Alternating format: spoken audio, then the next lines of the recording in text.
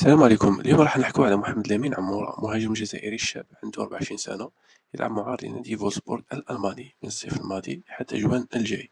فولسبورغ عندهم الحق يشروا عقده ب 16.5 مليون أورو من فريقه الأصلي سان جيلواز البلجيكي، اللي عقد معاه ساري حتى صيف 2027. لكن الأخبار الجديدة اللي خرجت من ألمانيا تقول أنه نادي ليفربول الإنجليزي مهتم جدا بخدمات عمورة، لكن ماشي ليفربول وحده اللي راهو يسعى لعمورة. أرسنال وصيف ليفربول في الترتيب البريمير ليغ والآخر مهتم باللاعب. ومع هذا الاهتمام الكبير، إدارة فولسبورغ راهي في موقف قوة.